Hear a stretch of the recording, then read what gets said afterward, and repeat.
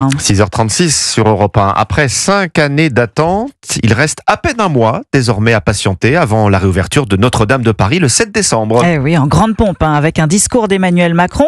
Mais cette question se pose, le chef de l'État sera-t-il sur le parvis ou sous les ors de la cathédrale? L'Élysée souhaite qu'il soit positionné dans l'édifice. C'est vrai que l'image serait belle, mais certains responsables religieux s'étranglent déjà. Alors qu'en disent les catholiques? Le correspondant d'Europe 1 à Lyon, Jean-Luc Boujon, leur a posé la question. Emmanuel Macron parlant au pupitre dans le cœur de la cathédrale Notre-Dame. Et pourquoi pas, disent Pierre-Marie et Dominique. C'est la place de tout le monde, une église. Voilà. Après, il ne faut pas qu'il ramène ça à lui et il ne faut pas que ça ait une connotation politique. Mais je pense que sa place à lui, elle est partout. S'il a l'humilité de prendre sa place en considérant que c'est un parmi d'autres, il peut le faire. Il peut parler, il a le droit de parler dans une église. Mais pour une majorité de croyants, cette présence à l'intérieur de la cathédrale ne passe pas.